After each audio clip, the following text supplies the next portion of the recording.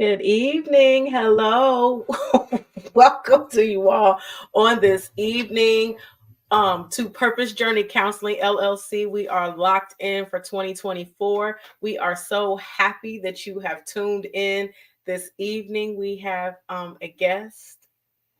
I said guest. I didn't say special guest. I said guest. No, I'm just kidding.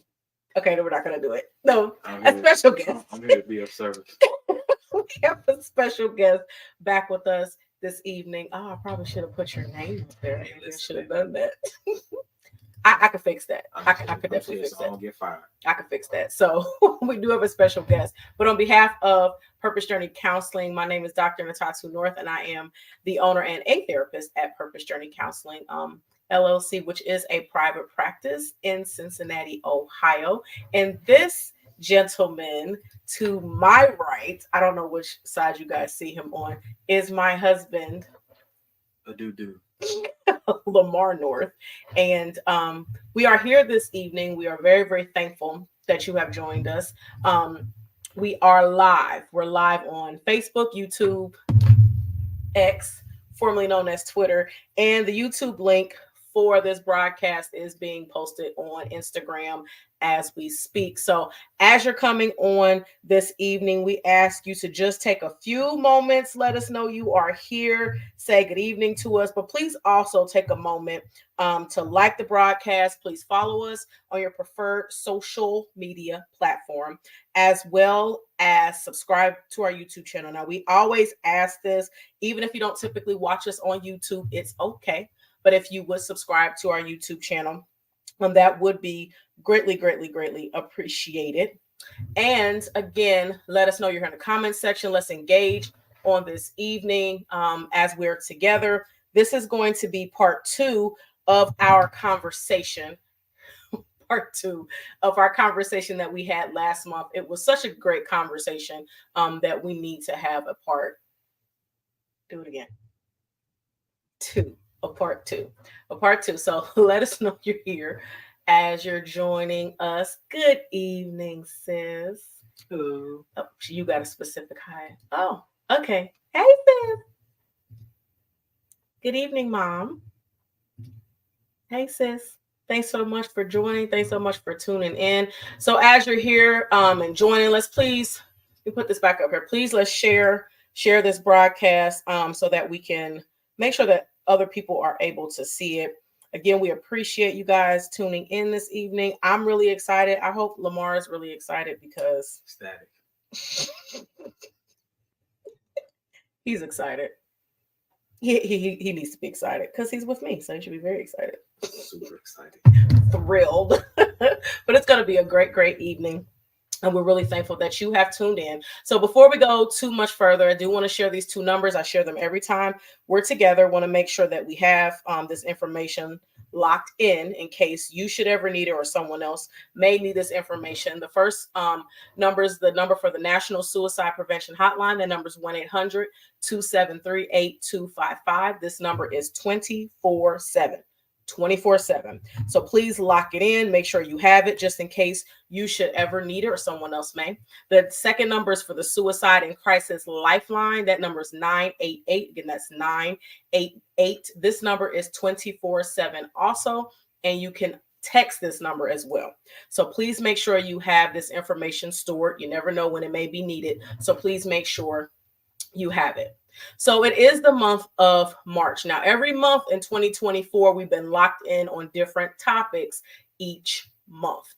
January's topic was self-care. February's topic was love. And March's theme is going to be relationships. So we're going to be talking about all different types of relationships this month. Today we're continuing from last month, but we're going to be talking about relationships. So our Wellness Wednesdays on Wednesdays at 7 a.m. Eastern Standard Time will be all from this theme of relationships for the month of March. So you want to tune in. You definitely don't want to miss everything that's in store for Purpose Journey Counseling this month. So I did tell you already, if this is your first time joining us, first time tuning in, welcome. We're definitely glad that you are here. Purpose Journey Counseling is a private practice. We provide counseling for individuals, couples, families, children, adolescents, adults. We are located in Reading, Ohio, actually, and we have a few therapists now that work with us. Stay tuned. You'll be introduced to them very, very soon. So we're here and we are thankful for this platform. And one of the things we always want to share is that it's okay to have Jesus and a therapist too. You can have both, and it's okay. It is definitely okay. Two, Jesus therapist. Two. Do it again. Two. No, we did not practice this. We just It just happened. Backing off basically. Yeah, because you're the husband, right? You're the husband. So this is our monthly podcast. Hashtag from a Christian, hashtag from a therapist with Dr. Ntatu. This is episode 18. And this is Together Forever, Forever Together Part 2. So if you joined us last month, this is so fun. We got started yet. But if you joined us last month, we were talking about several different topics. We didn't get very far. We have 5 topics we're trying to cover. We really only covered about 2. Last month, we talked about love languages and we talked about communication. And there were some interesting statements and dialogue that came from that conversation. But this month, we really wanted to continue so that we can have more dialogue and give more perspective on marriage. Background, we've been married for, it'll be 13 years, June. Not the 2nd. Oh, you want me? Oh, the 4th. My bad.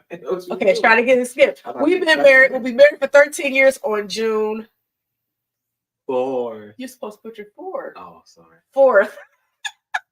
This is already going. This is already started. I'm struggling, but it'll be 13 years June 4th, and we have been together. It'll be 16 years in July. So, as a disclaimer, we are giving our answers, responses, our perspective from the perspective of a Christian monogamous relationship. We have to put that out there to make it very, very clear where the perspective we are speaking from on this evening. So.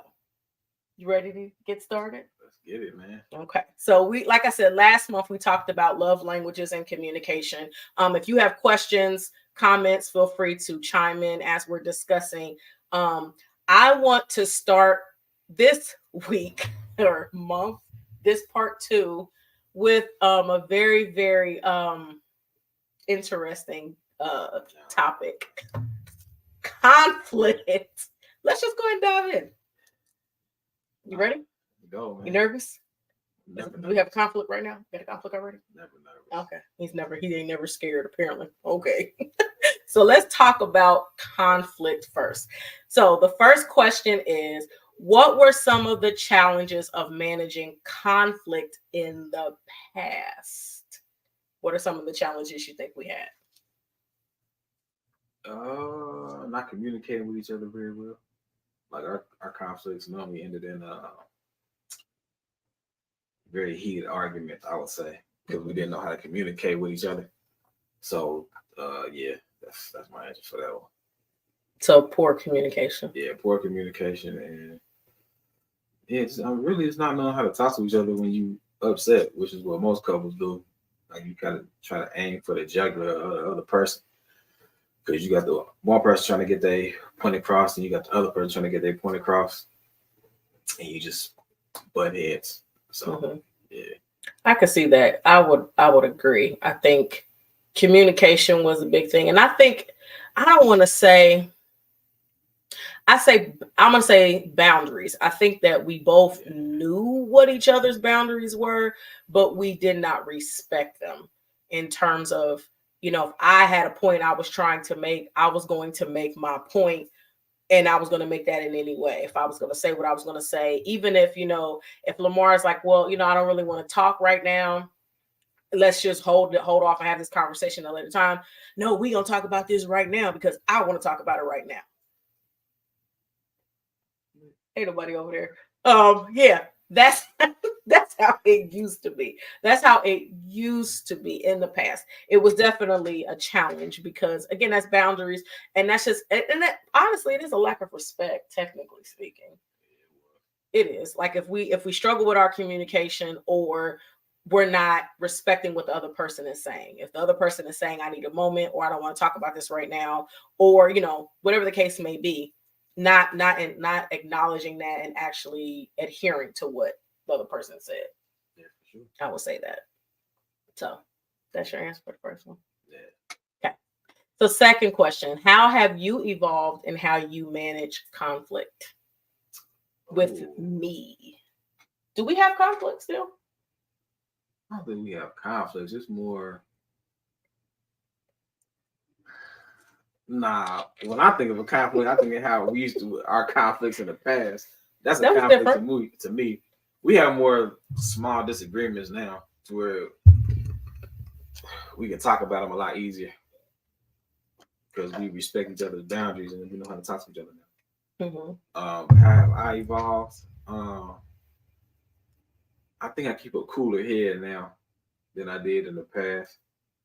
Cause keep poking that bear, it's gonna growl. You know what I'm saying? But yeah, now you keep poking me now. I don't poke you no more. I don't even do that. So I think that's how I evolve. I keep a cooler head. So like even if I kind of feel like you kind of going off the track a little bit, I would like, maybe you should calm down before we continue this conversation. Off the track like a train. Yeah, it's gonna be a train wreck. Yeah, like I feel like when you get back on track, I feel like you should cool down for a second. I'll be back. Mm-hmm. Yeah. Mm-hmm. I understand that. So mom asked, how do you manage conflict? So this is what I was gonna say. This is kind of like in the evolution of it. Now we do talk, we do, but we also respect, like if for instance, because like even last month you called it a filtration time that men need to process and all that stuff. But I have to recognize that is my husband. That is how he processes. So now if there's a conflict and he's not ready and he specifically states, I need time, I give him time. I give him space. Now, not too much time, not too much space. I try to, still address it because we still have to address the conflict. But what are you laughing at? We do have to address the conflict. I don't even want to know. We have to address the conflict. But we do sit down, we do talk. We actually have very good conversations now, even when we're not necessarily in agreement on something, we're able to sit down and just have a dialogue. I think we listen better than we used to because, again, I think before, I know I want to get my point across. I know that I did because I felt that I was right 99.9% of the time. I did. So I wanted to get my point across. But now I actually do hear him out. I actually do listen to what he has to say and not hearing to respond, but hearing and listening to actually understand his perspective so that I'm not dishonoring him or then, we are now arguing and yelling at each other about nothing. Now we're not, whatever the issue was, it's not even what we're talking about anymore. Yes. 1,000%. 1,000%. Which, so to that question though, how do you feel like, especially within this, how do you think it's gotten better? So like let's say if I do something to upset you, in the past it would be more of coming in and, yo, why you doing this? Da, da, da. And then I'm like, well, you did X, Y, Z. So now, if we do something to make each other upset or things that we don't agree with, we be like, hey, this is my perspective on it. Like, well, why do you feel like you have that perspective? And then we kind of meet in the middle now. Mm-hmm. Versus going at each other, we talk to each other. Yeah, we talk. Yeah, not at each other, but to each other. Yeah, that's a big difference. Is it being right? Is being right a goal or being heard? It used to be being right for me. I don't know. Was that your goal too? I just want to try to tell you my perspective. So you just want to say what you had to say. You be like, yeah, nah. We gonna have a problem. For me, it was being right because I felt that I was. it did like, and I'm just being honest. I felt that I was right, especially if we're having an argument. Whatever my perspective was, I felt like it was right. Or even if it's not an argument, if it was some form of conflict, I felt that I was right. So my goal was being right. Now it's being heard and hearing him. Like, I want him to hear me, but I want to hear him too. And that's a big difference for me. I'm just being honest. That's a huge difference for me than it used to be. Because I mean, we met when I was 24 years old. So I mean, I was young and didn't understand a lot of stuff about relationships, even though I had been in them. But I didn't. When we got married, I was 27. He was 28. So we still learning how ourselves. Yeah, we didn't, even just to communicate properly in general, we were still learning that. So it definitely was evident in our relationship as it pertained to either communication in general or conflict. So that covered. Okay, next question. What is one of the biggest problems couples face with conflict? What do you think are some common conflicts that couples have? I can think of 3 big ones off the top. Why I say, I guess they are conflicts and kind of relationship killers. It's always communication, finances, and intimacy. Mm-hmm. I think those from the people I've talked to, cousins, friends, it's always those top 3. Either the communication is off, they're not agreeing on the finances, or the intimacy part where they not on the same page. Mm-hmm. So I think those are the 3 biggest ones that I can think of off the top of my head. Mm-hmm.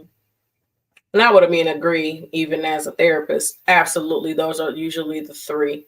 I would say communication is probably like number 1, because let's face it, communicating with other people is difficult. It's hard to do that. So communication is usually like way up here somewhere, and finances and I think intimacy come like, a little bit further down. But yeah, I would agree. I think those are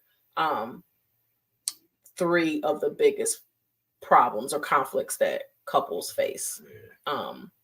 Do you think they're avoidable? Can you not argue about or have those conflicts? No, because I think at some point everybody communicates different. So you're gonna always have a conflict there. It may not be a big conflict, maybe something small, but you always have a conflict with communication because everybody doesn't communicate the same. Mm-hmm. Everybody doesn't look at money the same. So if you with somebody that's used to spending money, then you with somebody that's used to saving more and being kind of frugal with their money, bump heads with that. Unless you get 2 like-minded people when it comes to money. Mm-hmm. And either you're gonna be broke or you're gonna have money when you got that. And being the intimacy, you're always gonna be on 2 different pages, because I think with the intimacy part, I think it's like, say, when women have children, you all's bodies change, mm-hmm. once you have kids. So, the man intimacy level may be up here and yours may be down here one day, his may be down here. So it's always going to be, you have to find that balance, mm-hmm. basically, because, or, the man or the woman might be going through something mentally and that may throw off their intimacy, so mm-hmm. I think it's unavoidable in every relationship, because eventually you're going to run into those 3 problems. Mm-hmm. Like I said, unless you just get 2 like-minded people on each one, then it may not be as big of a deal. Mm-hmm. Yeah, I would say too. I think it's especially in the beginning, it's unavoidable, but I think it can get better with time, and just kind of like Mom was just saying. Where is it? Where she said that shows growth and maturity. That's part of the issue, is that as you're married, you're still growing, you're still maturing. Hopefully, you should be growing. You should be. Every year. We should be getting better and better every year for ourselves. But then as we're growing with our spouse, we should be getting better all the time. So I think communication, finances, and intimacy, all 3 of those things, I think just look different in different seasons of marriage. Because in the beginning, everything actually might be great. You might get married, your communication's on point, your finances are on point, and the intimacy is on point. And then year 3, something gets out of whack. The communication starts to fail. Or then maybe year 6, the communication is, maybe you struggle with communication in those 3 years. In year 6, then it's the intimacy. So I think it ebbs and flows.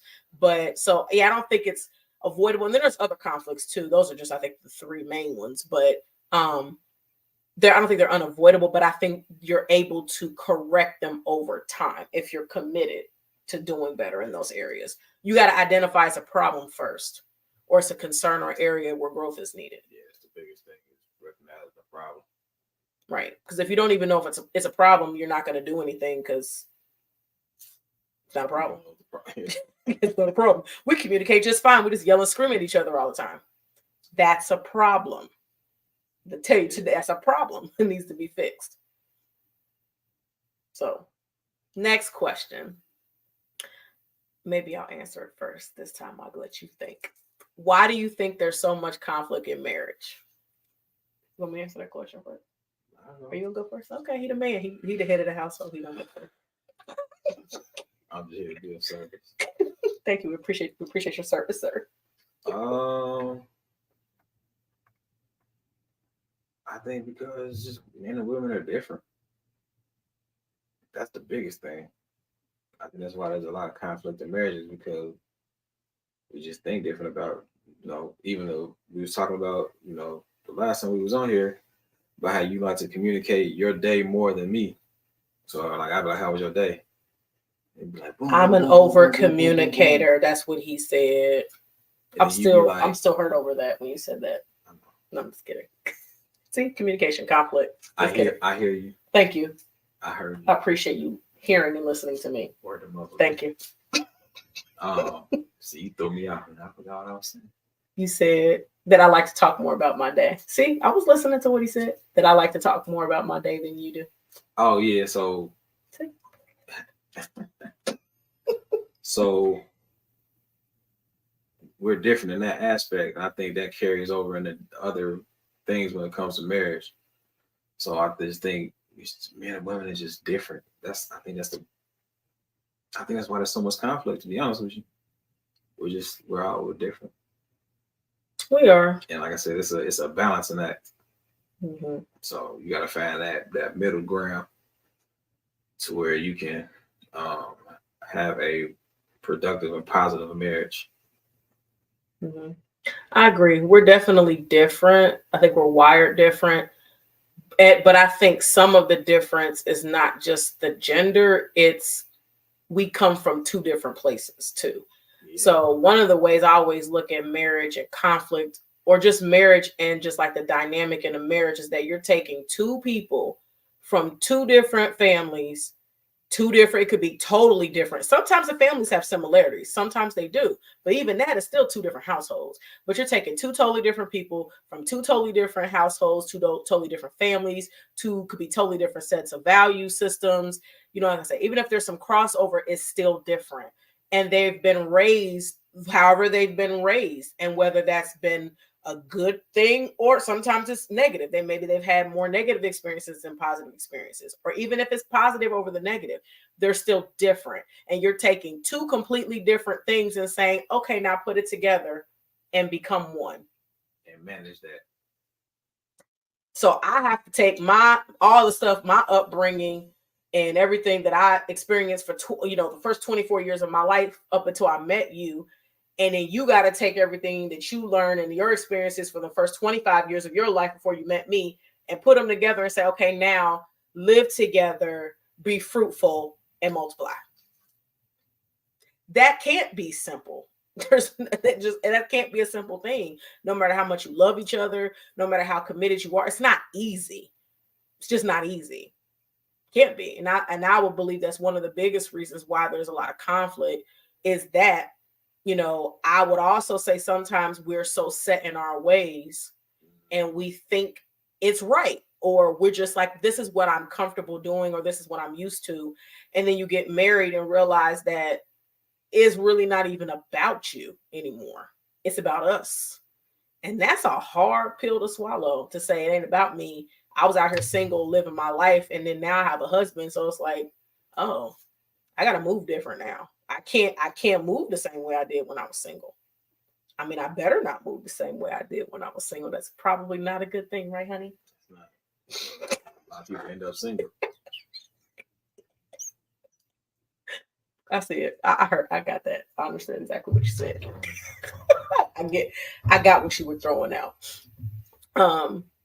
What is the role of being equally yoked play in becoming one in marriage? Oh, that's a great question, Mom.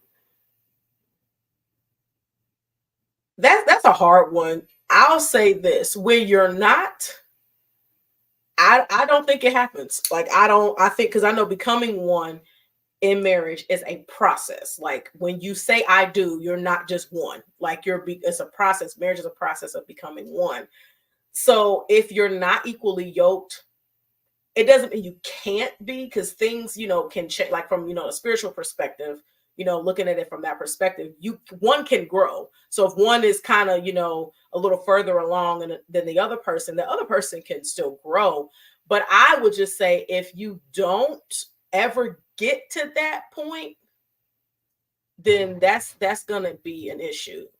Share values, goals, etc. Yeah. If you don't grow into having that, it's always going to be a problem. It's going to be problematic. I'll say you never want to be with somebody that's going to be stagnant or wants to stay in the same place. Like you should want to get better every year, whether that's with your finances,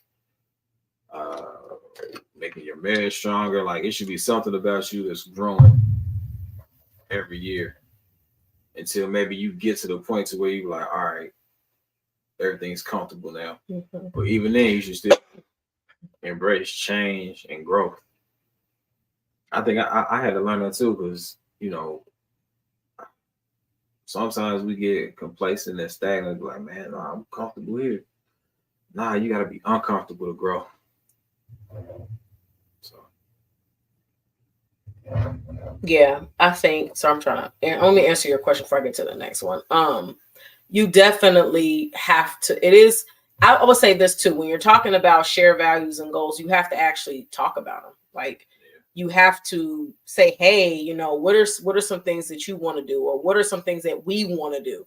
We really would have to know each other, and not just know each other by saying, oh yeah, I know my husband because we've been together for all these years. No, actually knowing his heart, what's in his heart, for his purpose and all those types of things, and vice versa. Like we need to be able to know those things in order to be able to have any type of shared values and shared goals.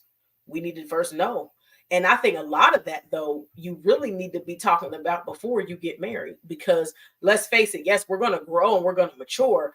But if on day one of the relationship or while you're courting, that y'all don't have, it's not even about having anything in common. I'm not even talking about that.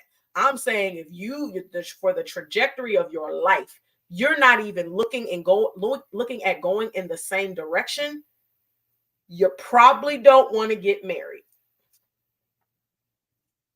Let's just say that. Well said, doctor. I'm just saying, if he's telling me, he wants to go live, let me just try to say, if you want to do, something totally different. Let's just say like he didn't want to serve in ministry. He don't want to do, because I'm very ministry oriented. So if he would have told me, for me, and this, for some people, this is fine. But if he would have told me, I don't want to do that, I'm not interested in that, I don't want the kids doing it, then we would have had an issue, because that would have been a problem for me. So that would not have worked. So, do you have another comment about that? Okay, because there was another question. What does the Bible say about 1 Corinthians 6 and 14? I don't know, Mom. Let's see. Let's look it up. Okay, so we're going to turn to 1 Corinthians. She got all the questions tonight, all right, Mom? Maybe you should have been the mediator. Oh, I actually have it highlighted. 1 Corinthians 6 and 14. By his power, God raised the Lord from the dead, and he will raise us also. Well, this is talking about sexual immorality. So I don't know. Maybe I'm missing the question. Could you put the question so I know exactly what you're asking there? And then we'll try to answer that too. I'm not sure. Okay, so yeah, just let us know. Let us know. So, but essentially, yes. So in marriage and relationships, period. I mean, there's conflict, but and one of the things we need to hone in. Oh, she said that's not it. Okay. Okay, we need to figure out, let us know. But one of the things we need to just make sure we state is that when there is conflict, not if, when there's conflict, you have to address it. It has to be addressed. Because going around not talking to each other for days and weeks and whatever, that's not healthy either. It's stressful. That's what it is. It is. Very stressful. We've been there. Yeah. There's been times. Yeah. Where it's like we just didn't talk. Walk right by each other like we don't even live in the house. Nope. That's not good. It is stressful though. Because it's like your house is not at peace. And even the children, even though they were not arguing, we're not yelling at each other. But they can sense that, like, what's going on? Like, why is dad downstairs and you upstairs? Not to say that we can't do that, but that's not our norm, at least not in the evenings. Like, that's not normal. So for us, so when the kids would even see that, they're like, what's going on? Everything okay? Because they see everything. They pay attention to everything. So everything. So you have to address it, but you got to also learn ways in order to do so. The Bible says, do not be unequally yoked. When you're yoked to something, you're attached and you move in the same direction. Right. So that's why I'm saying, if you're not, it shouldn't happen. The marriage shouldn't happen. It just shouldn't. Because if that's what it is, it's always going to be an issue. It's just going to be an issue. Yep. You can't, how can two walk together unless they agree? And if you don't agree, and I'm not just talking about a little silly stuff. If you don't agree, then it's going to be an issue. It's always going to be an issue. So that's something that you have to be careful about as well. So, okay, well, I guess I think we covered conflict pretty well. If you have more questions, comments, please put them in the comment section. Do you have a conflict with me right now in the same thing? No. What? No? Okay, I just want to say that. No, I'm not picking a fight. I'm just being silly. Okay, so next we're going to talk about growth. Now, we did do a question from here last month, but I want us to, we have more questions in this topic. So, first question. Are you nervous? I'm nervous. Okay. Do you now think you were really ready to get married when we did? No. Okay. Not at all. Why do you say that? Because I was still trying to figure out what I wanted for myself. Trying to navigate, being a single dad and trying to get that situation together. Trying to get my finances in order. Like, it was a lot of stuff I was still trying to do when we got married that I wish I would have waited a few more years. That way I maybe could have grounded myself a little bit better. Our foundation would have been better when we got married. Mm-hmm. I would say that. Mm-hmm. I think I probably would agree. And I don't know if I would say it's for no, I guess it might have been some of the same reasons too, just in terms of the foundation. I think there were some core things I think that we just needed to be able, or like we should have been further along individually. Like you talk about, in terms of like finances or just planning in general. I think if we were a little bit further in that, it would have made things easier. I think some of the conflicts and stuff that we had, or just challenges that we faced early on, I think would have been better. If I don't know if I would have said a few years. I don't know. Because I don't think that there's a certain age to get married per se, but I think there's a lot of things that need to be in place. Yeah, no, I wasn't saying like a few years to get married. I'll take a few years to get like myself together before we got married. You know what I'm saying? Right, like get married a few years later. That's what I said. I thought I heard you, babe. I'm sorry. Yeah, so like a few more years. Yeah. Yeah. No, I mean, I get that. And yeah, I could say that too. Yeah, just from that perspective, again, for foundation and just for things to be a little more easier to walk, that process of like, starting to become one and things like that probably would have been a little bit easier if we waited a little longer. For sure. But you had told me, we was having a conversation about marriage. If a man don't marry me within a couple of years, and you remember that conversation? Yeah, I said that. I'm sorry. Yeah. I didn't mean it. So I'm like, I did at the I don't time. think I got a few more years to get my. I did at the time. I better slap something on her, came out. What I said was, I did. I said it don't take that long to figure out if you want to marry somebody. I did say that. I did. Now I did. Let's be clear. I didn't pressure you to propose. No, I'm just saying. I just want to make sure that's clear. No, that was not that. But no, I did say that to him. I just said I didn't feel like it. I didn't feel like it took or should take years and years and years to figure out if you're gonna marry somebody. That's what I meant. However, knowing that this is the person you're gonna marry and not being ready to get married, that's still two different things. And I will say this, at that age, I don't think I was mature enough to understand that. That's why we're both here telling you right now that we got married at 27 and 28. We probably should have got married about 30, probably. Just for where we were, we probably should have got married at about 30. So I do believe that you could have known, 2 months in that, hey, yeah, I really think I want to marry this. Not saying we would have got married 2 months, we would have. Would you have waited, though? That's a very good question. The old Ntatu. That's a lot of things that men face when it comes to marriage. When you try to Waiting. get yourself together, and if the person that you're trying to marry gonna wait for you to get where you want to be. Thanks, Mom. How you doing? Thanks, Mom. Oh my God, that hurts. Come on. Oh, it only likes me. Oh, okay then. You try to get. Nah, it's all right. Come on. Oh, there it is. Thanks, Mom. No, I'm glad we did too. So yeah, we're not saying, I know we're not saying that we shouldn't have got married at all. But I just think, if we had waited a little bit longer, I think it would have helped. But yeah, like I said, I think there's a difference between, I still don't believe that it takes, it does not take 30 years to figure out, okay, I want to marry this person. It doesn't take that. It doesn't take that. But I will say, you can know that's the person you want to marry, but know that you're not ready to get married. There's a difference, because you got to be, both of y'all need to be ready.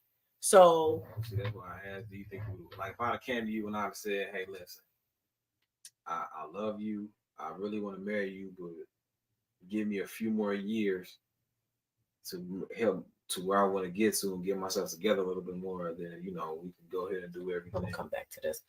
I'll say this to answer your question. If you told me that and I saw that you were actively working to do so, I would have waited. Now, if you told me that and then you weren't doing anything, then I would have questioned it. And now I'm still not going to say that I would not have waited, but I can't say how long I would have. I can't say how long I would have waited. I would have given you some time. But honestly, if you made this statement to me and then like a year later, I haven't seen you do anything, then I'm going to question the authenticity of what you told me. I feel like we should wait to get married because I'm trying to get more. Too late now. Too late. That's you funny though. You were funny. But so do we regret marriage? Absolutely not. It's just, we probably really weren't ready exactly when we were. I wanted to go back to this comment. Oftentimes we want a wedding and aren't always prepared for the life commitment of marriage. That part. Facts. All day long. All day long. I know for a fact I was very, very, very, very excited. As soon as he proposed, I think I already knew what kind of dress I wanted. I had already known what kind of dress I wanted. I feel like I went out and bought my dress within a week. I don't remember specifically. About 2 weeks.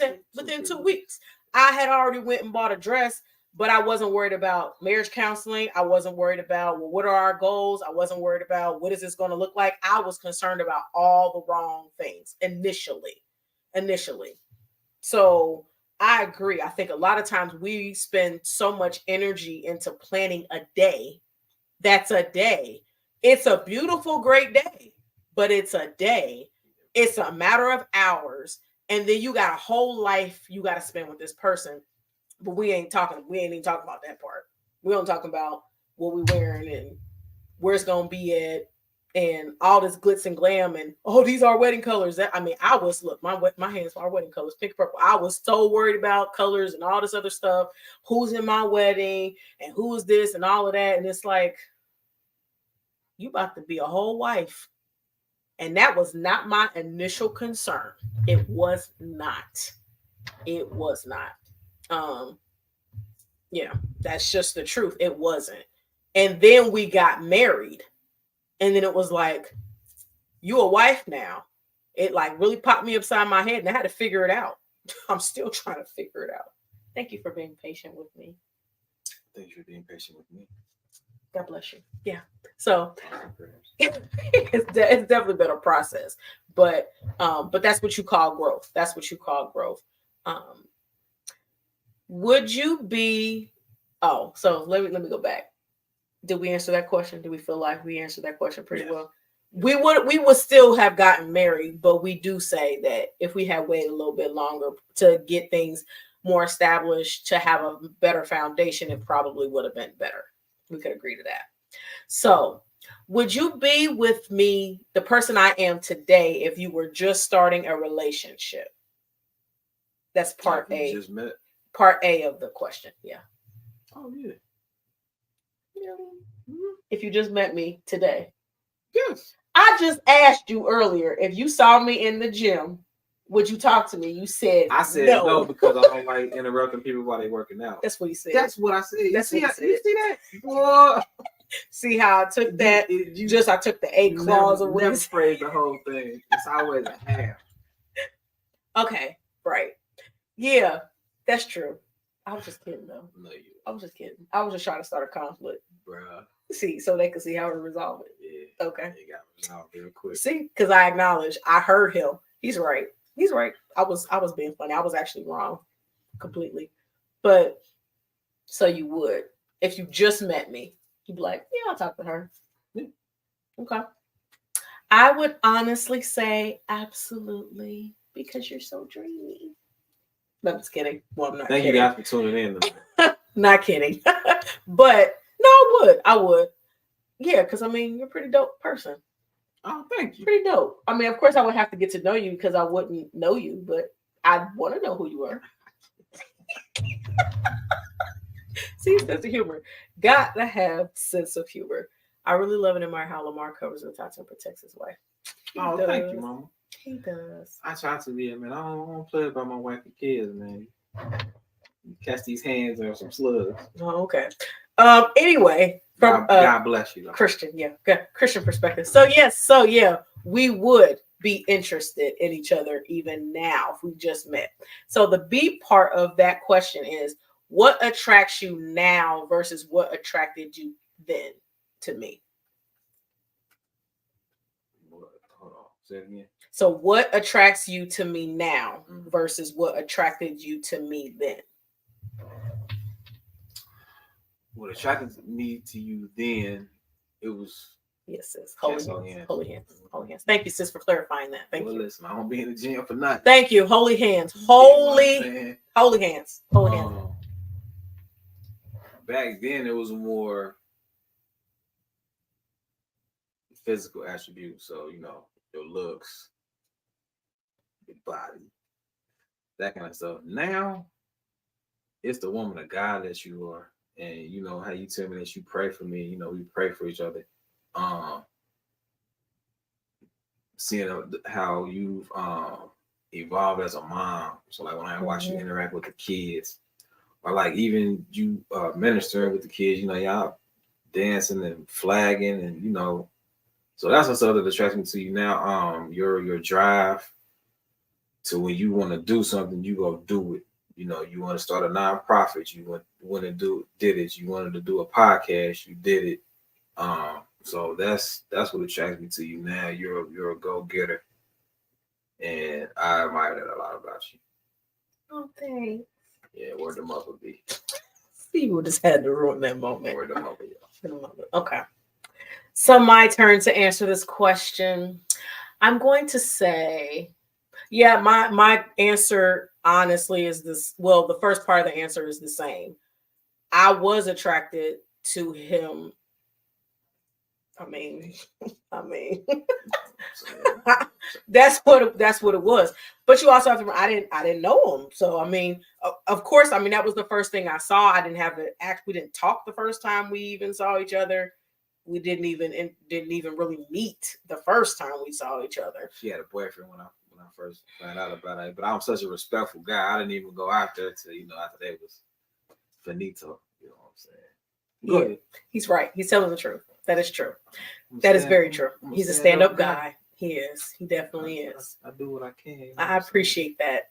Yeah, the level of respect from day one. But yeah. So, but yeah, so it was that. It was that. But I think actually after I spent time with him, then it was, his personality. Or I'm sorry, let me talk to you. It was your personality. And like we had a lot of fun together. Like we spent a lot of time together, but we did a lot of different things. And that was different for me in like meeting guys, because a lot of times, I mean, they might want to go out or something like that, but it's usually like, this is what we're doing, this is our destination. After that, that's it. But with him, it was like, no, we can go do this and we can go do that. And then we can do this, go get ice cream and then go to movies. It was just like all different types of different things. And I really enjoy that. I really enjoy being around you. Now that part has not changed at all. Well, none of that has changed, actually. Still very attracted to you. Just that part. Anyway, but also, but the personality, that part, all the goofiness, like I always told you helped me with my personality, because there were aspects of my personality that were a little like she might need to work on that. And actually being with him and the type of person that he is has actually helped me with that. Like it's helped me with some of my character traits. So that has always been attractive. But one of the things that I think one of the biggest things that attracts me to you now, similar to what you said, is your love for your family. Like you are a family man, period. Like you are, like you said, like even to my mom's comment, you protect me and you protect all four of our children. Like that's what you do, hands down. Like everything you do is centered around us. And I think it was yesterday that I told you, I said, I could tell you love me. Like it wasn't yesterday when I said that to you. Like I can see it. And that is attractive to know that even after being with you for almost 16 years, that you love me and it's evident in what you do, but that love has grown over the last 16 years because we've been through stuff. Like now I feel like we actually got, some time in to really say like, no, we are really still learning, but like we've really endured a lot together. We've had children, we've had all these different things. So, but through all of that, the fact that you still love me, you still honor me as your wife, you still take care of us and our family, that's super attractive. Because you do all this stuff, like because I work late, you packing lunches, like you don't like that's a woman's job. You wash clothes. Don't say nothing, don't make no faces. I don't even wash clothes. I don't wash them. He's looking at his phone. I don't wash clothes. He washes all the clothes. He does, and I appreciate him because he's so good at it. I'm good at putting clothes in the washing machine. Yeah, girl. Folding them. Girl. I put my clothes away though. Kind of. Somewhere to put them. But yeah, so those are the things I think over time that, keep us attracted to each other. So it just has grown. Like I said, the initial qualities about him that were attractive are still, it's still the same. But now I'm more attracted to him now than I even was then, because now I know him even more. And we've been, together for so many years. Like there's so much more to love about you. For sure. Like I tell you something was really big for me. So when I first started doing my landscaping and lawn care business, I was telling her that's something I wanted to do. She was like, "Yeah, you should do it." And so she got me a gift card to Lowe's to go get me a lot of the stuff that I needed to start. And I was like, "Man, that's dope." A lot of people don't. When you tell somebody what your thoughts are, something that you want to start. If you want to start a business, they be like, "How you gonna do that? You sure?" And like it was really none of that. It was like, "All right, cool, yeah, you should do that." Mm-hmm. So I appreciate that. Yeah. Oh, absolutely. Because I mean, I'm supposed to support you. You're supposed to support me. And it's like not even out of obligation else because I really want to see. Because if you win, we're winning. Like this is a team effort. So I mean, and it's the same thing, even with this stuff. I mean, you've encouraged me in terms of how to even do this. You make the beats for this, and you're on the podcast multiple times. I don't like to brag. You're not bragging about your stuff. I'm bragging on you. I'm here to be of service. See, he's here to be of service. That's attractive. That your husband is here to be of service. Attractive. There we go. So, okay. So that's cool. That's cool. So, last question for growth. What are barriers to growth in marriage? You go. I'm going to say being stubborn, being selfish. I'll say those two. I'll say being so with stubborn, I'll say if you're like, this is the hill I'm going to die on, and I'm always down this hill. Like, no matter what you say, I'm just like this. It doesn't matter. You can't persuade me of anything different. It's my way or a highway. I'm going to do what I want. You need to fall in line with what I'm trying to do. If it's that level of being stubborn, you're not going to grow. Because the only thing you're worried about is what you're worried about right now. You're not ever going to take anything else into account. So that's why I would say stubborn. What was the second thing I said? Stubborn. That's how you know we 40. Yeah, that was a straight being 40. Woo. Being stubborn. I don't even remember what I said. Being stubborn. So yeah, with that, I would say that's a barrier. And just not being willing to being selfish. That's what I said. Selfish. Yeah, there it is. So being selfish. And what I mean selfish, or self-centered. Like if you are only concerned, again, it goes kind of into being stubborn, but if you're only concerned about what you're concerned about and you're not willing to be concerned about what your partner is concerned about, that's going to be a barrier. You're not going to grow. You can't grow because guess what? Like you're with someone, but you're not better than them. Like we already talked about last month, we're both the prize. I'm not just the prize because I'm the wife. He's the prize too because he's my husband. So if we're both the prize, then, it's not about just me. It's got to be about both of us at all times. So I would say if you're only concerned about you and you're not willing to remove yourself, because marriage is a lot about removing yourself. That's how the two become one. You can't just, well, it's just who I am. You married me. Well, if that's your attitude, y'all gonna have a lot of problems, to say the least. Hold on.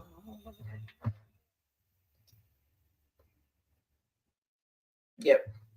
Sure. Absolutely. I think. Right. It won't work. Mama on it tonight. She is on. Thanks, Mom. I would say using me as an example, a barrier was pride. That P word. Your pride will kill any situation if you let it get the best of you. So pride cometh before the fall. That's like in the word. I said last month, man. Get your pride out the way. If it's somebody that you care about and you trying to spend your life with them, move it. That pride will kill it every time, man. Just move it out the way. You should be able to be vulnerable with the person that you're with. Like you shouldn't have to have pride all the time. Like you should be able to be open and just be vulnerable with them. Vulnerability. Yeah. It's critical because again, like we were talking about earlier, if we're gonna know each other, we have to be vulnerable. Like, how can he really see what's in my heart if I don't show him? I don't tell him. And how can I see what's in his if he hides his heart from me? Like there's no See if it doesn't get. Ah, look at that. So cute. But it's just the little things that excite me. Anyway, so yeah, if we don't do that, then we won't grow. We can't. We're gonna be wherever we were and they say, oh, we just fell in love 16 years ago. Okay, falling in love can be easy. Staying in love, that's a whole another thing. Do jobs, kids, trying to balance work life. You said right. All of that. Because we're not even the same. I think we probably said this like we're not even the same people. We're the same people. We're not the same people we were 16 years ago. And you should thank God for that. Because if we were the same people we were 16 years ago, we wouldn't be married. Actually, we wouldn't be. Because at 40, we can't go be acting 24. How we acted at 24. I'm not saying everything was bad, but no, we shouldn't be in the same spaces. My knees can't act 25. Well, I'm working on mine at the gym. But I'm stuck. I'm working on it. My knees are 40. Your knees about to be 41. You got 2 years. It's very, very. It lets me know every week when I play basketball with my daughter that my knees are 40. So. Well, I'm glad that your knees are still okay. I mean, they're okay. Safe to be naked, right? And I was going to say that too. You have to be able, and I'm not talking about from that other perspective, but yes, look that too. But anyway, to be naked, which is being vulnerable. No, I'm just saying. So I'll make sure I'm clear on what I'm saying. But yeah, you have to be able to do that, or it's not going to work because again, you're going to be just living with this person and you don't even know them. But you got to be vulnerable. You have to be able to, be your true authentic self with each other. That's part of growing.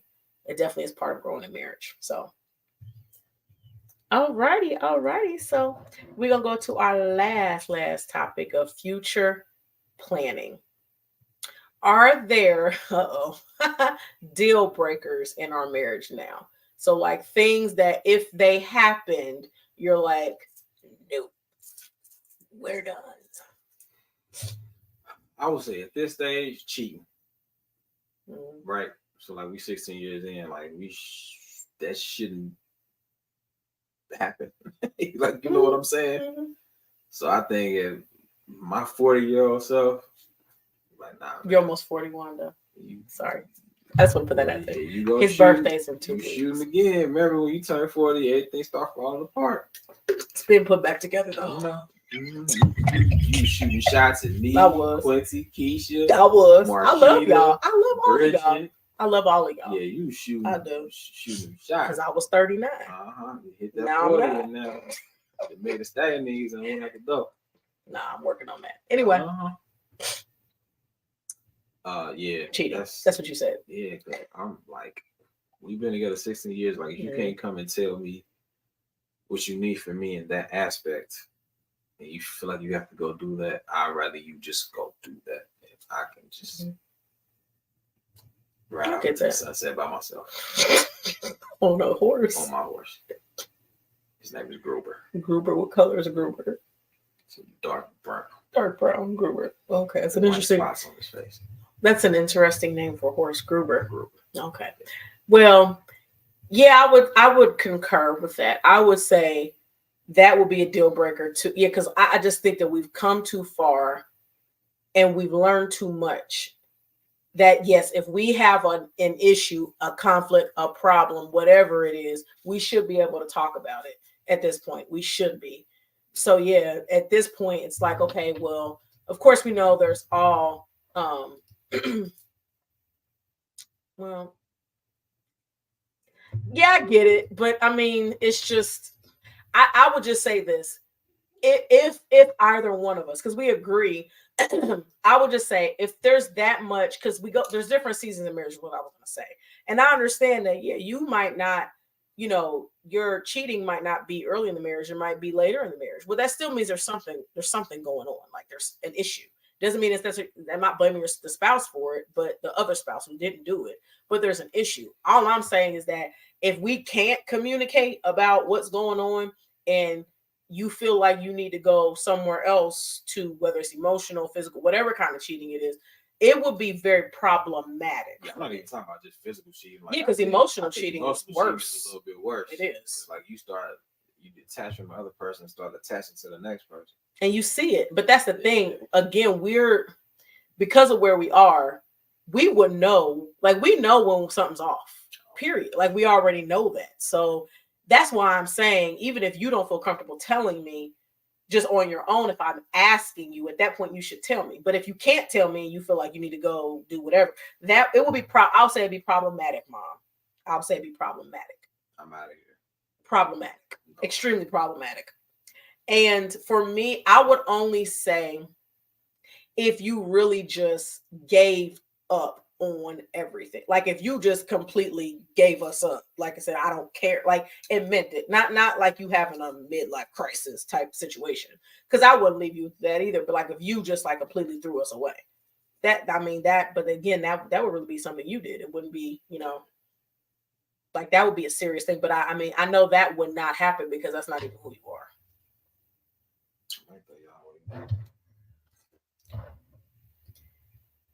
Infidelity is a major breach. That's all we're saying. Well, he's saying a little bit more. He's going off on his brown horse with white spots named Gruber. I hadn't gotten there yet. Gruber. He's going off on Gruber. I might stick around a little bit and try to just figure out what's going on. But that would be extremely problematic. At this point, like I'm not gonna say you could. Yeah, you probably could have got away with that earlier. Me and Gruber. Earlier. But I just believe that at this point we should, if we need to go to counseling, whatever it is, you're feeling anything towards the marriage or relationship, you should be able to tell me that at this point. Even if it takes you a minute, you should be able to tell me that before that happens, is what I'm saying. So that, or like I said, if you just completely throw us away, those would be the only things I'll be like, I mean, what can I do if you throw us away and say I'm not doing this? Then there's nothing I can do at that point. Where do you see us 10 years from now? We'll be 50. I want everybody to scratch that question. No, I don't want to think about being 50. I just turned 40. Not even fully accepting that yet. Okay, I'm sorry. Go ahead. You'll be 41 in 2 weeks. 14 days to be exact. Here we go. Here we go. Love you. Mm-hmm. Where do you see us 10 years from now at 50? 51.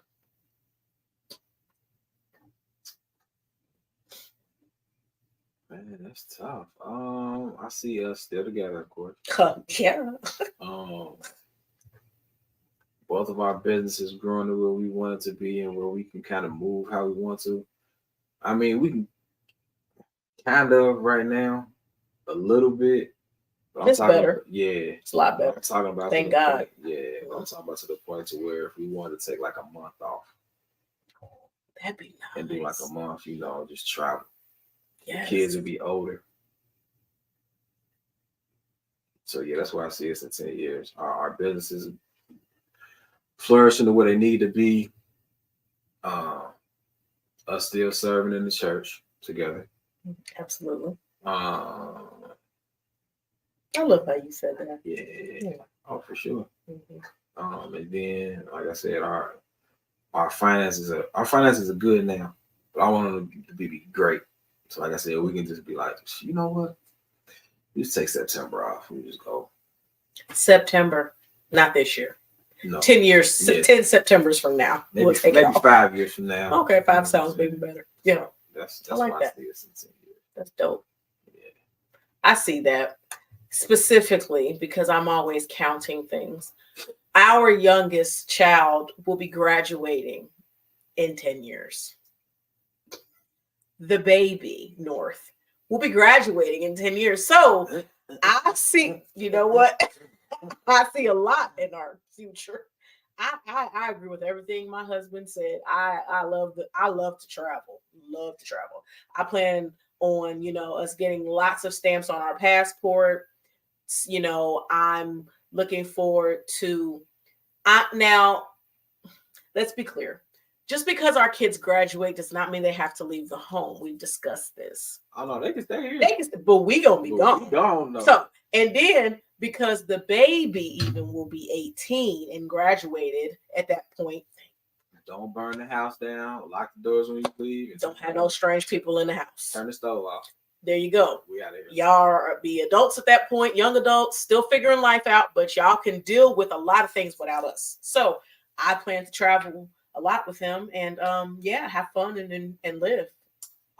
Us for having some Airbnbs and rental properties. I can see that too. And I love how you said our business is growing, because I definitely see that even in the short term, but I see it being a lot larger and vast. I guess is the word I would use to describe that. There's college.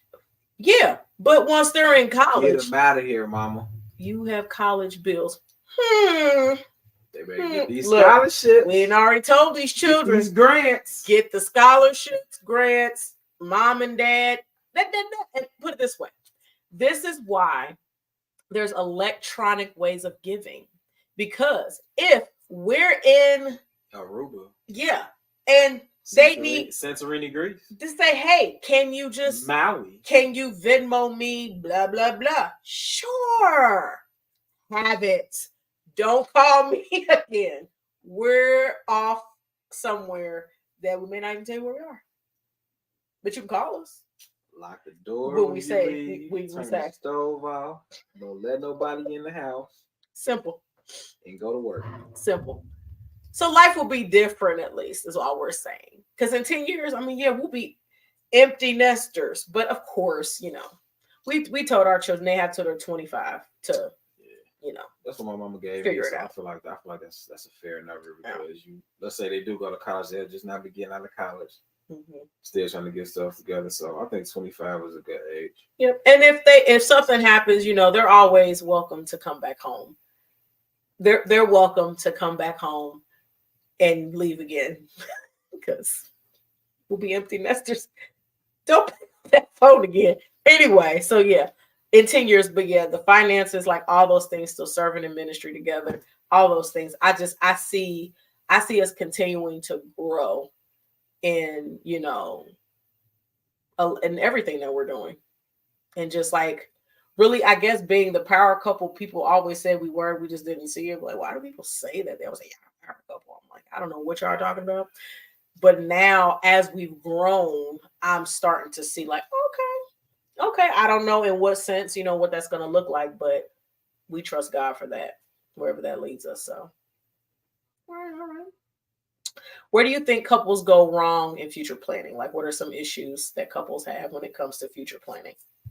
Not planning it together. Mm-hmm. You may have individual goals, but you should have a. Oh, thanks, sis. Oh, girl. Thank you. I just didn't really see that. I was like, I don't know what y'all talking about. We struggling. We was on the struggle bus. Trying to keep fire not choking each other. Right, we're pretty much. What was the question? Where do you couples go wrong? Yeah. You said not sharing it with each other. Yeah, not planning future goals together. Yeah. Together. Like, you may have separate goals. Like, we have our own separate goals, but I think we have a common goal with each other is to get the kids out the house. That's out our goal. Here. That's our goal, to get the kids out of the house. The family, man. Once his family gone. Universities are calling your name. They are. No, we do speak that. However, but you're gonna miss them. Oh, for sure. We got text messages. We got, these cell phones can do amazing things where you can just put the phone up and just talk to each other. You can't really miss them because you can always see them. That's very true. I miss my children when they're not with me. Sometimes. Most of the time. Sometimes. I miss them. Yeah, I do miss them. But yeah. Back to the question. I agree. I think sometimes they don't discuss it together. And I think sometimes, again, it's just one-sided. Because if I just dump everything I want to do on you and I don't ask you anything about what you're trying to do or what do you think about what we should do, I think we could go wrong there too. If I just say, well, this is what I think we should do, A, B, C, D, E, F, G, and I you know me, because I'm an over communicator, I'll be all the way to Z and he'll be like, I lost you back at C. Like you did too much. So I think it's being more collaborative with each other, and being open to feedback. Lamar's going to miss the kids. He is going to miss the kids. That's all. I'm telling you, he is a family man. He loves these babies. He loves them. Even though they get on his left, right, middle nerve, he loves these kids. I don't know what he be talking about. That's okay though. That's okay. We already got one, and he already trying to get him back. So Until he's 25. he already trying to, and then the next one. It's okay. Everybody got to their 25. I'm not gonna argue about it. Once you hit 25, it's my foot, it's your butt. Okay. Except for that baby girl. That's gonna be different. She out of here too. That's different. Hey twin, can I stay a little longer? Hey twin, I'm at the door. Right. So basically, yeah, we need to when it comes to future planning, you need to plan together. You got to plan together. Like you said, we can have our individual goals, which we should have our individual goals, but we have to have collective family goals as well. And of course, you as the head, it's your job to lead us in that direction. I love saying that because it's true. Husband, love your wives. Anyway, serve. Okay, so just a couple more questions. What is something you would say to an engaged couple or a couple that is considering marriage? What are some words of wisdom or advice you would give? Go to marriage counseling and really dive into what you want out of life, because you'll be surprised when you marry somebody, you might be on two different paths. And it may seem like the same thing when you engage and trying to plan everything, but once you get in that same house, you get to being like, well, they moving a little, I ain't know that. Go to marriage counseling, get everything out in the open, talk about everything. I don't care if you think it's the smallest thing. Talk about everything. That way, when something pop up or something happen, you know exactly what's going on. I agree. You definitely gotta premarital counseling, and I would say, yeah, even just marriage counseling, period. It's absolutely necessary. I don't care who you are. I don't care how old you are. If you're getting married, or if it's your second, third, fourth, fifth, sixth, seventh, eighth marriage, if it's that long in the process, you probably definitely want to do that because something's going on. But anyway, premarital counseling is absolutely imperative, and most pastors or ministers who marry you will not marry you without it. So it's a requirement. I know for me, it's a requirement. So I would absolutely suggest and recommend that. But then also, I think couples counseling is helpful just in general, because you're going to go through stuff throughout your marriage. And even if there's nothing wrong, just as a check-in, even if it's a monthly thing, it doesn't have to go to therapy every week, but just to have that as maintenance. Think of it as maintenance. Like you get an oil change in a car, going to counseling, is like maintenance in a marriage. I would also say to an engaged couple or someone who's considering or talking about marriage, I would ask yourself, why do you want to marry this person? Like, why? Yeah. And think about what your answer is and your response is. Because there's some reasons that probably aren't sustainable, I'll put it that way. And then there's some that are. But I think that understanding why you even want to commit your life to that individual is absolutely necessary. You need to know why you're marrying that person so that you can answer the question. I'm not even talking about I would need to know so I could tell him. No, I need to know, why am I deciding, if he's proposing to me because he did and I'm saying yes, I need to know why I'm saying yes. I need to know what I'm saying yes to. I just think that's a very critical question that sometimes we don't even ask. Oh, I just love them. That's not a reason. It's not enough of a reason. It's not. It won't sustain the marriage. It won't. But it's also important to put the work in during the courtship. Really get to know each other. That part too. Yeah, you have to. Because that's what we're saying earlier. There's a lot of stuff that you should really do before you get married. like figuring out, like if you see certain things, or you within yourself or within your partner that you're with, that it's like, wait a minute, this is something they need to work on. Don't think that marriage is going to change them. Marriage is going to make it worse. Marriage, kid, it's going to make it worse. You got to deal with it now. If it's an issue now, it's an issue now. Deal with it now. Like we were just talking about, there's stuff that we could have, should have done before we got married to make our foundation stronger, to not have as many issues as we had. We were still gonna have issues. We would not have had as many. So do those things before you get married. Before. Do not wait till you say I do. Now we gonna work on this gambling issue. No. Work. It's an issue beforehand. Work on it beforehand. Whatever you can. Of course, you're not gonna catch everything. Yes, there are definitely red flags to look for. And when you see a red flag, stop. That's the problem. We see the red flags, but we think they're going to turn green. They're not on their own. They have to be dealt with. And sometimes it's not even something you can deal with. It might be that might be a deal breaker. Some of those red flags are deal breakers. Yeah. Then another piece of advice I would give: don't lose yourself in your everyday things. Mm-hmm. Always make time for each other, because when you don't, then that's when the communication starts going down. You gotta make time for each other. Like even if it's just going to get ice cream or sitting outside talking, always make time for each other. Always important. Mm-hmm.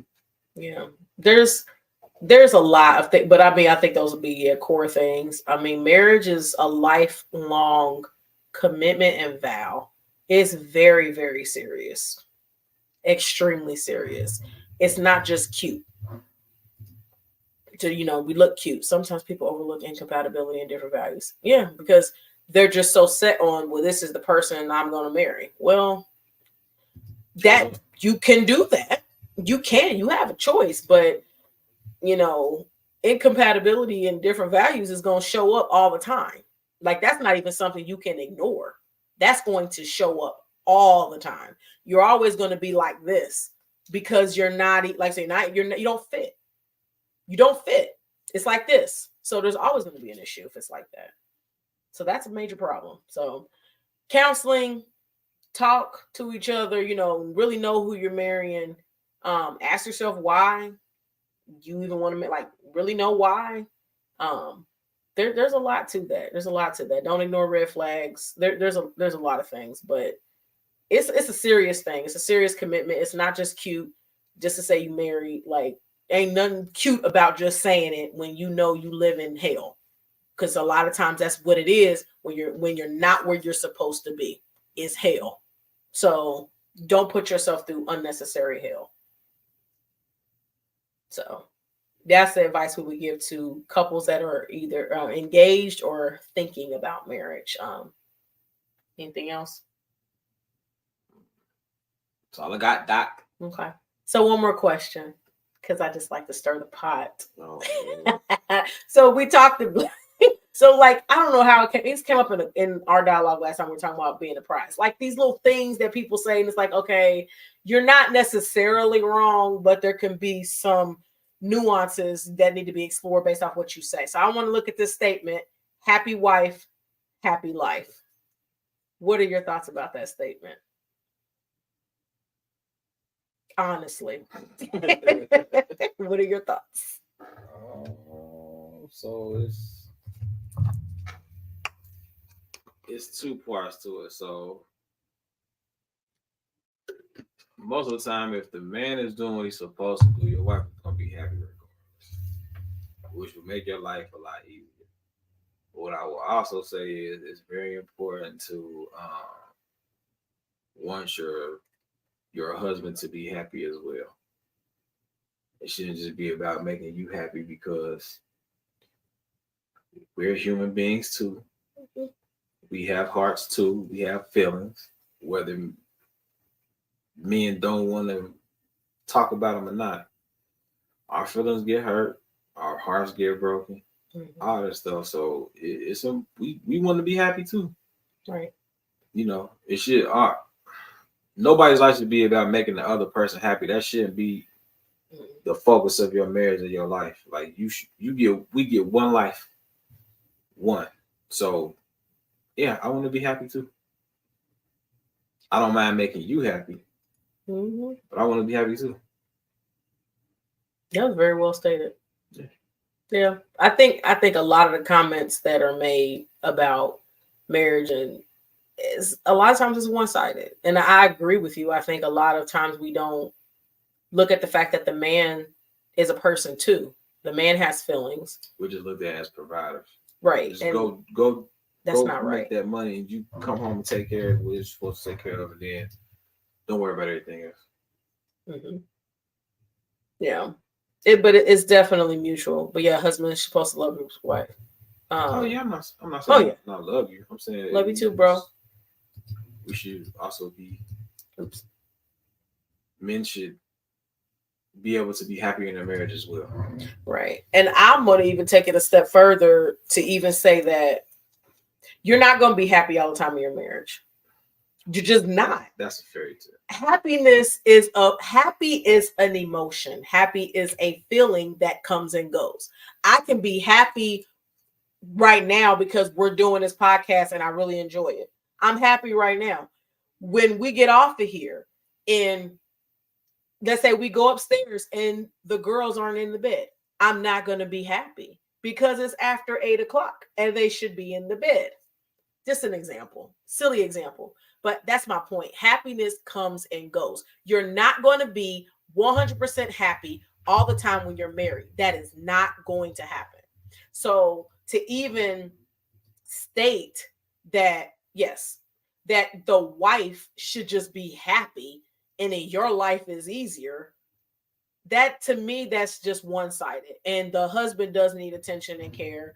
And in as much as he wants me to be happy, I want him to be happy too. And the funny thing about it is, if he wants me to be happy and I want him to be happy, then guess what? We both going to end up being happy because we both are concerned about each other. But also, like you said, it's not just about making I just want to make you happy. I want to make you happy. Like, no, we should be if we are really doing life together, we really love each other, really committed to walking together the way we're supposed to in marriage, then we both gonna be happy because that's what we are both doing, and then some days we might be not happy with each other.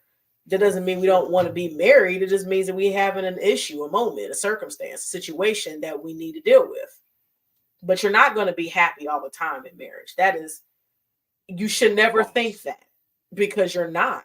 It's just not reality. Because feelings change, emotions change. Today I'm happy, tomorrow I'm not, Doesn't mean I'm leaving, because I'm not.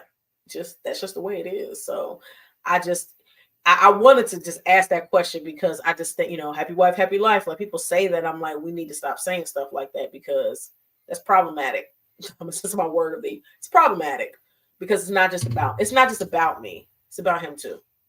Well, again, like I said, most of the time, if you're making your wife happy, then your life will be it'll be easier. Or unless you just have, that wife that you can never please. And that happens. That happens. That happens. Or, you can never please your husband, and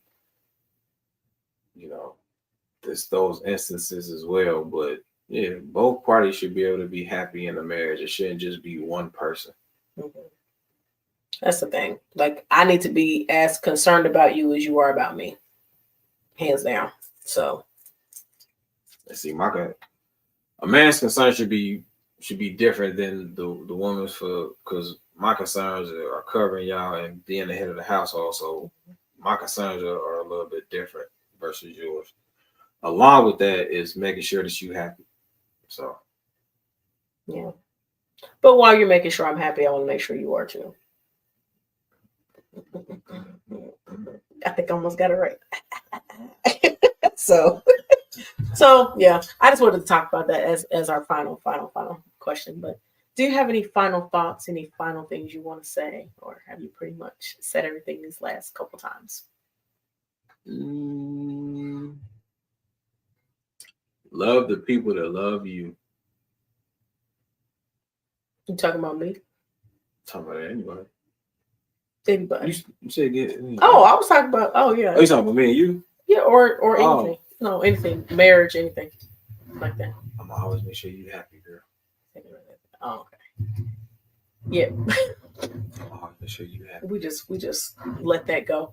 Anyway, I guess final words are yeah, this has been great these past last month and this month. Just being able to share and dialogue about we started with love language, we did communication, conflict, growth, and future planning. So those were just 5 areas, that we wanted to cover. But I think it was really just dope to be able to have a conversation, being very transparent about marriage. Not from 2 people who have professed that we've got this thing right all the way, not at all. We're still working towards, being where we need to be, but we are grateful for how far we've come and for our growth and how we have learned how to navigate this, this marriage thing a lot better than we used to in the beginning. And that ain't nobody but God. So God, we're definitely appreciative for that. So thank you for making me happy and doing this with me for 2 months straight. I'm here to be of service. And serving and sacrificing your time that you could be watching something. It's not football season. Basketball, I guess basketball's on. You could be watching something. I don't know. Next is playing right. Together forever, right? So yeah, I guess if we had to, together forever, together, yeah, we in this, like, we're in it, right? Yeah, you heard it. We're in this. We're in this. For life. So we do thank you so much for tuning in. So I want you to go ahead and mark your calendars now. Our next episode, which will be episode 19, will be on Sunday, April the 7th, 2024 at 7 p.m. Eastern Standard Time. So go ahead and mark your calendars now to plan to tune in. You don't know what it's going to be yet because I haven't said it, so I'll let you know. So yeah, it won't be this. We're gonna table this discussion for now, but we will be back for our podcast next month on the 7th. And just to remind you all, we do have our Wellness Wednesdays every Wednesday at 7 a.m. Eastern Standard Time, and then a podcast on the first Sundays of the month at 7 p.m. Eastern Standard Time. So please mark your calendars for Wednesday at 7 a.m. We will be together and having our Wellness Wednesday with our theme for March, which is relationships. So we'll be talking about relationships all month. So thank you again for being here, sir. I really appreciate you.